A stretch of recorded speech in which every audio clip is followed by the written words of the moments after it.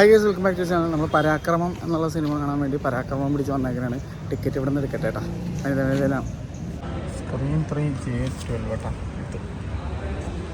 വെന്തയിൽ കുറച്ച് നാൾക്ക് മുന്നേ സ്ക്രീൻ 3 പ്രൊജക്ടർ അപ്ഗ്രേഡ് ചെയ്തിട്ടുണ്ടായിരുന്നു. ക്രിസ്റ്റിയുടെ CP4430 എന്ന് പറഞ്ഞ പ്രൊജക്ടർ ആക്കി. ഡോൾബിയുടെ സ്വന്തം ഡോൾബി അറ്റ്മോസ് സ്പീക്കേഴ്സാണ് അവിടെ ഉള്ളത്. പരാക്രമം എന്ന സിനിമ കണ്ടിട്ട് വരികയാണ്.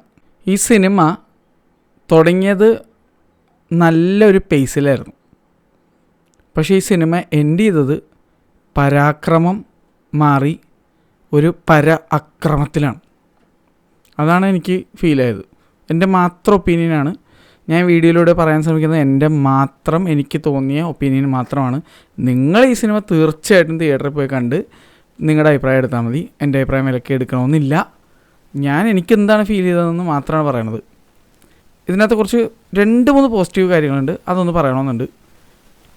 ദേവ് മോഹൻ കാണാൻ ഒടുക്കത്ത ലുക്കാണ്. നമ്മുടെ സൂഫിയും സുജാതയിലുള്ള മച്ചാൻ. ഇതിനകത്ത് കോളേജ് പോർഷൻ ആയിക്കോട്ടെ, ടീനേജ് പോർഷൻ ആയിക്കോട്ടെ, എല്ലാം വളരെ മനോഹരമായിട്ട് പുള്ളി ചെയ്തിട്ടുണ്ട്. ഈവൻ ലാസ്റ്റുള്ള ആ അക്രമം പോർഷനിലുള്ള പുള്ളിയുടെ ആ ഒരു പെർസോണ പുള്ളി നന്നായിട്ട് ഹാൻഡിൽ ചെയ്തിട്ടുണ്ട്. പക്ഷേ അതൊരു അക്രമമായി പോയി എന്നുള്ളതാണ് എൻ്റെ ഒരു സംഭവം.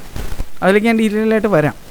പിന്നെ ഇതിനകത്ത് ചിന്തയാവിഷ്ടയ ശ്യാമളയിൽ അഭിനയിച്ചിട്ടുള്ള നടി നമ്മുടെ ആനന്ദ് ശ്രീബാലയിൽ അമ്മയായിട്ടുള്ള അതേ നടി തന്നെ ഇതിനകത്തും അമ്മയായിട്ട് അഭിനയിച്ചിട്ടുണ്ട്. അപ്പോൾ പുള്ളിക്കാരി വെരി സിമിലർ റോൾ എന്നുള്ള രീതിയിൽ വേണമെങ്കിൽ പറയാം. എപ്പോഴും ഈ അടുത്ത് കൈകാര്യം ചെയ്തിട്ടുള്ള പോലെ തന്നെയുള്ള ഒരു അമ്മ റോള്, പക്ഷേ വളരെ നീറ്റ് ആൻഡ് ക്ലീൻ ആയിട്ട് കൈകാര്യം ചെയ്തിട്ടുണ്ട്. പിന്നെ ഇതിനകത്ത് നമ്മുടെ ലിറ്റിൽ ഹാർട്ട്സ് സിനിമയിൽ കാണിച്ച പോലെ ഒരു AI ബേസ്ഡ് ആയിട്ടുള്ള ഒരു ആനിമേറ്റഡ് ഹിസ്റ്ററി പരിപാടി കാണിക്കുന്നുണ്ട്. History in the sense flashback പോലെയുള്ളൊരു സംഭവം. അതൊക്കെ അടിപൊളിയായിരുന്നു, നല്ല രസമായിരുന്നു. ഇത്രയും കാര്യങ്ങളാണ് എനിക്ക് പോസിറ്റീവായിട്ട് ഫീൽ ചെയ്തത്. പിന്നെ രഞ്ജി പണിക്കറിൻ്റെ റോള് വളരെ നീറ്റ് ആൻഡ് ക്ലീൻ ആയിട്ട് പുള്ളി കൈകാര്യം ചെയ്തിട്ടുണ്ട്.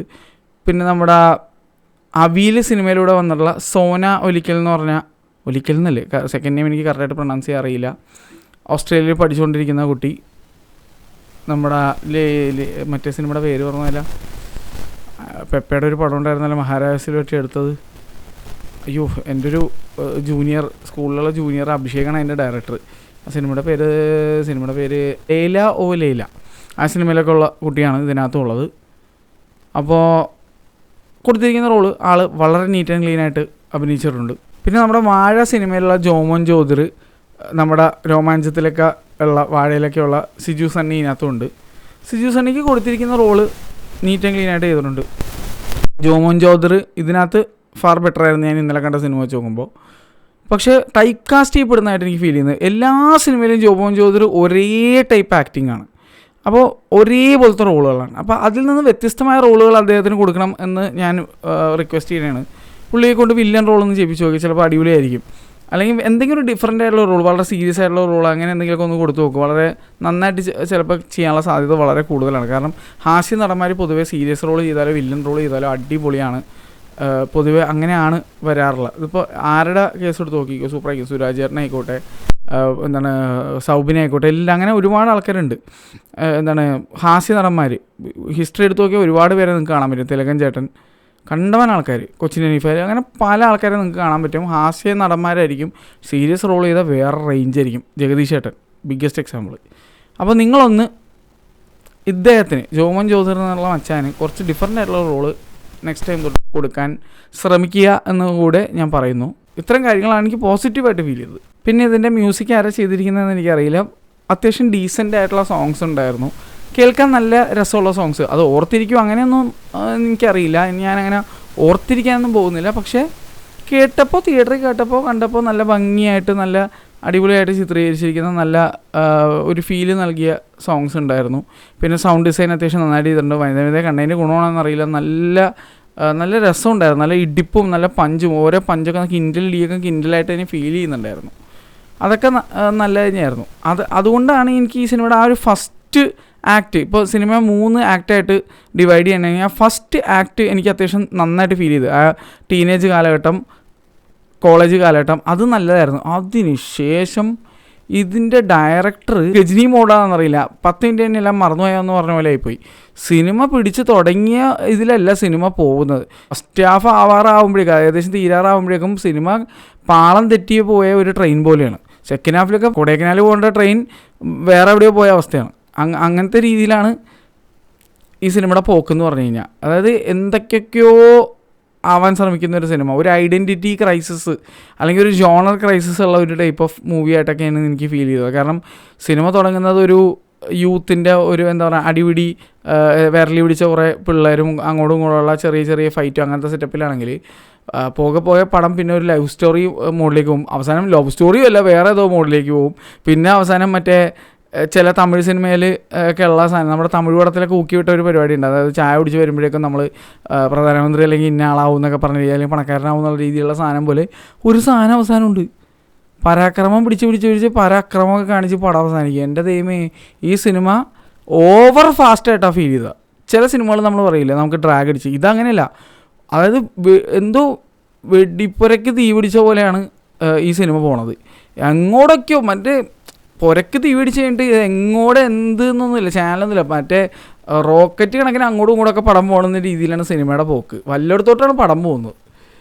എനിക്ക് സങ്കടം തോന്നിപ്പോയി ദേവ് മോഹൻ്റെ കാര്യം ഓർത്തത്. കാരണം മച്ചാൻ അത്യാവശ്യം നല്ല ഡീസൻ്റായിട്ട് അഭിനയിച്ചിട്ടുണ്ട്. പക്ഷേ ഈ സിനിമയുടെ ഫ്ലോ എന്ന് പറഞ്ഞു കഴിഞ്ഞാൽ ഒരു തിരമാലയാണ്, എങ്ങോട്ടാ പോണേന്ന് അതിന് തന്നെ അറിയില്ല, അങ്ങനത്തെ അവസ്ഥയാണ്. എഡിറ്റർ എന്താണ് ചെയ്തു വെച്ചേക്കണമെന്ന് എനിക്കിതുവരെ മനസ്സിലായിട്ടില്ല. എഡിറ്റർ ഇങ്ങനെ ചില ഫുട്ടേജ് പുള്ളി ഓവറായിട്ട് കട്ട് ചെയ്ത് കളഞ്ഞ, അല്ലെങ്കിൽ എന്ന് വെച്ചാൽ എവറിത്തിങ് വാസ് ഹറീഡ് അപ്പ്. ക്യാരക്ടറിനെ എസ്റ്റാബ്ലിഷ് ചെയ്യാൻ നോക്കിയപ്പോഴേക്കും എഡിറ്ററും ആ പരാക്രമത്തിലായി പോയി എന്ന് എനിക്ക് തോന്നുന്നുണ്ട്, ഡയറക്ടറും ഒക്കെ. ഇവർ തുടങ്ങി വെച്ച സാധനമല്ല, അവസാനം എത്തിയപ്പോഴേക്കും മറ്റേ പണ്ട് കാലങ്ങളിൽ ചില തമിഴ് പടമൊക്കെ ഉണ്ട്, വെറുതെ എവിടെ വെച്ചിട്ടൊക്കെ തീർന്നു പോകുന്ന പറഞ്ഞ പോലെ. ഇത് അങ്ങനെയല്ല, പക്ഷെ എന്നാലും ഇത് അവസാനമായപ്പോഴേക്കും ഞാൻ വിചാരിച്ചു എന്തൊക്കെ നടക്കണമെന്നായിപ്പോയി. എനിക്ക് മോട്ടിവേഷണൽ പടമാവാൻ ശ്രമിക്കുന്നു, റൈസ് ഓഫ് അണ്ടർഡോഗ് ടൈപ്പ് പടമാവാൻ ശ്രമിക്കുന്നു. ലാസ്റ്റ് ഒരു കോട്ടൊക്കെ വരുന്നുണ്ട്, അതായത് ഒരാളെ ആദ്യമേ കുഞ്ഞിലേ തന്നെ തിരുത്തുന്നതാണ് റീഫോം ചെയ്യുന്നതിനേക്കാൾ നല്ലതെന്നുള്ള രീതിയിൽ, റിപ്പയർ ചെയ്യുന്നതിനേക്കാൾ നല്ലതെന്നൊക്കെ പറഞ്ഞിട്ട് എന്തൊക്കെയോ അങ്ങനെ ആരൊക്കെയോ പറഞ്ഞ കോട്ടൊക്കെ ആയിട്ട് സാധനം വരുന്നുണ്ട്. ഫ്രെഡറിക് ആരോണ്ട് വെക്കുക, അതാരാണെന്ന് എനിക്ക് മനസ്സിലായില്ല. അത് റേസ് എനിക്ക് വലിയ കാര്യയുടെ ഹിസ്റ്ററിയോ അല്ലെങ്കിൽ അങ്ങനത്തെ ആൾക്കാരൊന്നും അറിയില്ല. എനിവേസ് ഏതോ മഹാനാണെന്ന് തോന്നുന്നുണ്ട്. എനിവേസ് എന്തായാലും ഇത് ഒരു എന്തൊക്കെയൊക്കെയോ സംഭവിക്കുന്നൊരു പടം. എനിക്ക് വേറെ ഒന്നും പറയാനില്ല ഈ സിനിമയെ പറ്റി. കാരണം നല്ല കാര്യങ്ങളും ഞാൻ പറഞ്ഞു കഴിഞ്ഞു, ഇഷ്ടപ്പെടാത്ത കാര്യങ്ങളും ഞാൻ പറഞ്ഞു കഴിഞ്ഞു. ഈ സിനിമ മൊത്തത്തിൽ എങ്ങനെ ഉണ്ടായിരുന്നു വെച്ച് കഴിഞ്ഞാൽ നല്ല പൊട്ടൻഷ്യൽ ഉണ്ടായിരുന്ന ഒരു പടമാണ്. പക്ഷേ എനിക്ക് ഫീൽ ചെയ്യുന്നത് poor direction and poor editing മൂലം നൂല് പൊട്ടിപ്പോയ പട്ടം പോലെയുള്ള ഒരു ടൈപ്പ് പടം. അങ്ങനെയാണ് എനിക്ക് ഫീൽ ആയത്. ഈ സിനിമ കാണാൻ മൊത്തത്തിൽ എന്തോ 6 പേരെന്തോ ഉണ്ടായിരുന്നുള്ളൂ, ഞാൻ ഉൾപ്പെടെ. തിയേറ്ററിൽ നല്ല രസമായിരുന്നു, സൗണ്ടും കാര്യങ്ങളൊക്കെ. പക്ഷേ ഞാൻ പറഞ്ഞില്ലേ, ഈ സിനിമ ആദ്യത്തെ ഒരു 10 മിനിറ്റ് അല്ലെങ്കിൽ 20 മിനിറ്റ് മാത്രം കണ്ടാൽ നമുക്ക് അടിപൊളി പടമായിട്ട് ഫീൽ ചെയ്യും. അത് കഴിഞ്ഞ് പടം മറ്റേ നല്ല പാളത്തിലൂടെ നല്ല സെറ്റായിട്ട് പോയിക്കൊണ്ടിരുന്ന വെച്ചൊരു ട്രെയിൻ പെട്ടെന്ന് തെന്നി പാളത്തിൽ നിന്ന് മാറി ഏതോ വരമ്പത്തും പറമ്പിലൂടെ പോയി, പിന്നെ ഏതോ കടലിലൂടെ ട്രെയിൻ ഓടിപ്പോയി, അതിനുശേഷം മറ്റേ ഡെസേർട്ട് കൂടെ പോയി എവിടെയോ ചെന്ന് ഇടിച്ച് നിന്ന് പറഞ്ഞ പോലത്തെ അവസ്ഥയാണ് ഈ സിനിമയുടെ. അങ്ങനെയാണ് എനിക്ക് ഫീൽ ചെയ്തത്. ഇതിനേക്കാൾ നന്നായിട്ട് എനിക്ക് എക്സ്പ്ലെയിൻ ചെയ്യാൻ അറിയില്ല ഈ സിനിമ. ഇത്രേ ഉള്ളൂ. എനിക്ക് വേറെ ഒന്നും പറയാനില്ല. ഞാൻ നിങ്ങളുടെ സമയം ഞാൻ മാനിക്കുന്നു, എൻ്റെ സമയം ഞാൻ വില കൽപ്പിക്കുന്നു. അതുകൊണ്ട് ഇതിൽ കൂടുതൽ ഒന്നും എനിക്ക് പറയാനില്ല.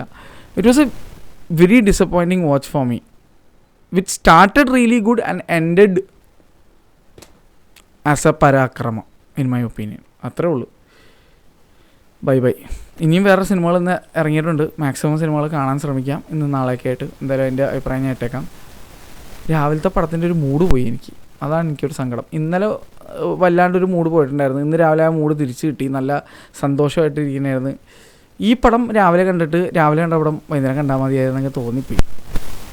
I feel sorry for you Dev bro, like you are amazing. നിങ്ങൾ കൊടുത്തിരിക്കുന്ന സാധനം നിങ്ങൾ അടിപൊളിയായിട്ട് ചെയ്തിട്ടുണ്ട്. പക്ഷേ unfortunately I feel editing and ഡയറക്ഷനാണ് ഈ സിനിമയെ വഴിതെറ്റിച്ച് ഒരുവിധമാക്കിയെന്നാണ് എനിക്ക് ഫീൽ ആവണം കേട്ടോ. അത്രേ ഉള്ളൂ. ബൈ.